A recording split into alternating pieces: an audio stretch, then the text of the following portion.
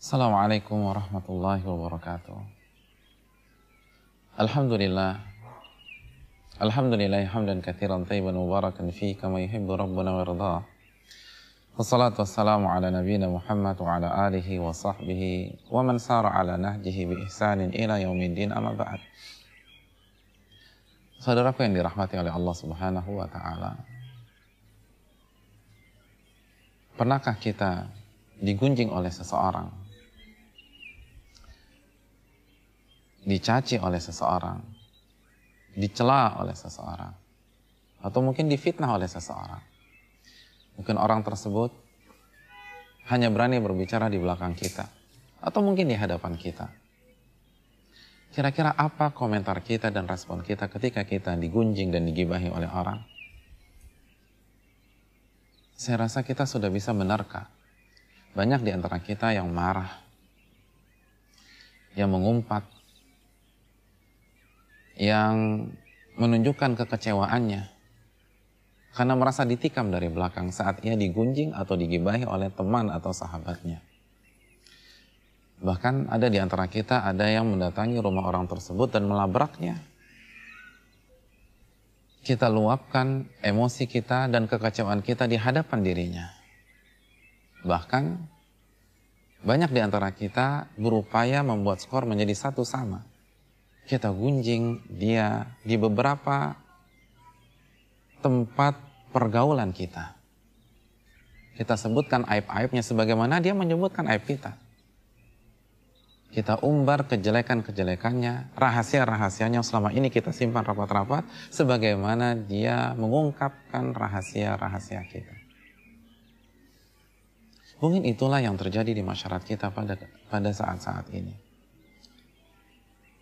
Tahukah kita bahwa menjadi korban gunjingan orang, fitnahan orang, itu pun dialami oleh para ulama kita.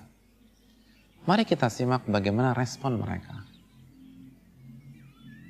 Salah satu catatan sejarah yang menarik dalam masalah ini adalah apa yang terjadi dan dialami oleh Al-Hasan Al-Basri. Suatu ketika ada seseorang yang memberikan laporan kepada beliau bahwa ada orang yang menggunjing beliau dan menggibahi beliau di belakang beliau. Apa yang beliau lakukan? Apa yang dilakukan oleh Hasan Al-Basri? Apakah beliau langsung marah? Beliau langsung meluapkan emosinya? Beliau langsung melabrak orang tersebut? Ternyata tidak. Yang beliau lakukan adalah beliau siapkan sepiring kurma. Lalu ia kirimkan ke orang yang menggunjing beliau tersebut. Lalu ketika berhadapan dengan penggunjing, penggibah, beliau mengatakan, "Balagani annaka ahdaita min hasanatik." Telah sampai berita kepada diriku bahwa engkau telah menghibahkan dan memberikan sebagian pahalamu kepada diriku. Jazakallahu khairan. Semoga Allah Subhanahu wa ta'ala memberikan balasan kepada dirimu yang banyak. Dan aku berikan kepada dirimu sepiring kurma sebagai hadiah karena aku ingin membalasmu.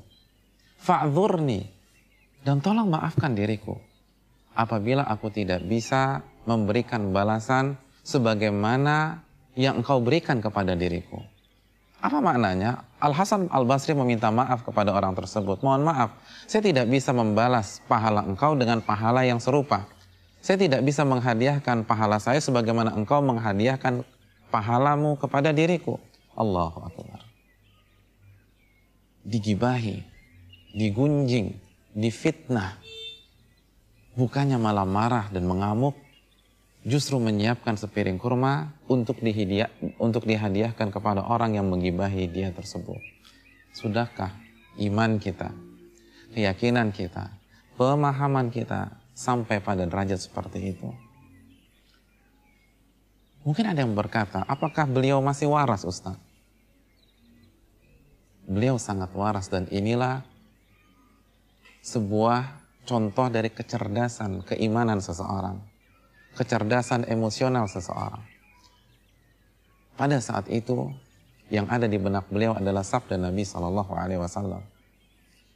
Ketika Nabi SAW bersabda dalam hadits riwayat Imam Muslim, seraya bertanya kepada para sahabat beliau, atadruna mal muflis?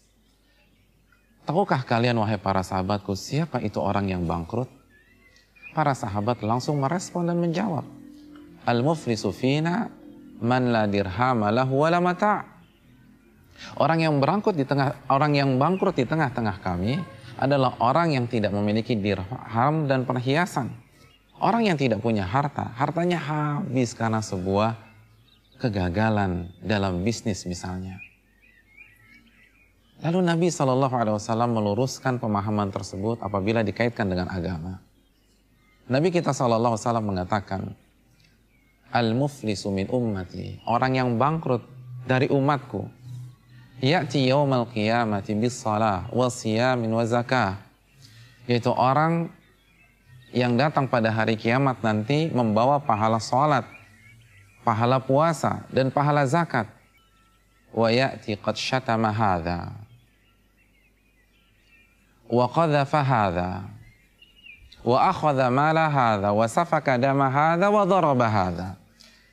Dan pada saat yang bersamaan ia datang di hari tersebut dengan membawa dosa, telah mencela seseorang, telah menuduh seseorang tanpa bukti, telah mengambil harta orang dengan cara yang haram, telah menumpahkan darah seseorang, dan telah memukul dan menyakiti seseorang.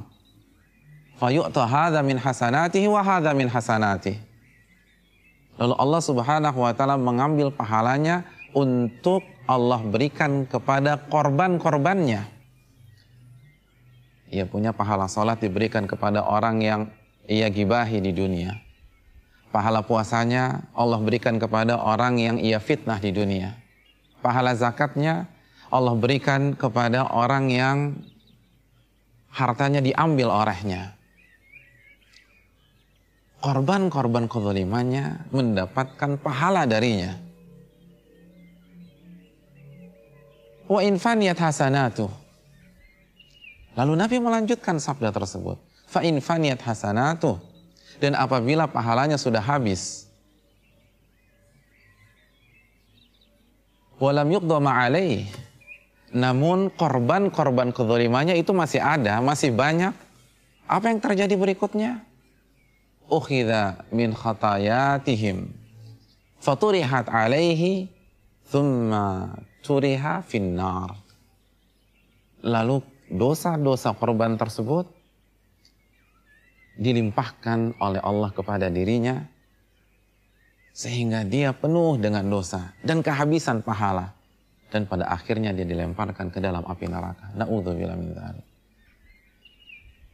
Inilah hadis yang dipahami oleh para ulama, dan bukan hanya dipahami, namun mereka letakkan di dalam sanubari mereka dan mereka bumikan di dalam kehidupan mereka. Mereka tidak marah ketika digibahi, mereka tidak marah ketika difitnah, bahkan mereka bersyukur kepada Allah Subhanahu wa taala. Abdurrahman bin Mahdi pernah mengatakan, laula anni akrahu an yu'sallah la tamannaitu alla yabqa fi hadzal misr ahadun illa waqa'a fiyya au tabani. Kalau saja aku tidak membenci bahwa ada unsur kemaksiatan kepada Allah, kalau saja aku tidak membenci Allah dimaksiati, maka aku sangat berharap seluruh orang di negeri ini membicarakan diriku, memfitnah diriku, dan menggibahi diriku. Allahu Akbar. Abdurrahman bin Mahdi mengatakan demikian. Saya sangat berharap seluruh orang menggunjing diri saya. Saya sangat berharap semua orang memfitnah diri saya kalau tidak ada unsur kemaksiatan kepada Allah. Tapi aku benci Allah dimaksiati dengan cara seperti itu. Maka aku tidak berharap demikian. Kenapa demikian? Saudaraku yang dirahmati oleh Allah, karena mereka paham dan mereka yakin setiap gunjingan, setiap fitnahan itu sama saja mentransfer pahala untuk diri mereka. Mereka akan mendapatkan pahala salat orang tersebut tanpa harus bersusah payah. Mereka akan mendapatkan pahala puasa, pahala zakat, pahala sedekah tanpa harus beramal dengan diri mereka sendiri. Dan kalau pemfitnah atau penggibah tersebut tidak memiliki pahala, maka kita sebagai korban mereka akan mentransfer dosa-dosa kita kepada penggunjing, penggibah dan pemfitnah tersebut. Jika kita benar-benar paham hakikat dan fakta ini,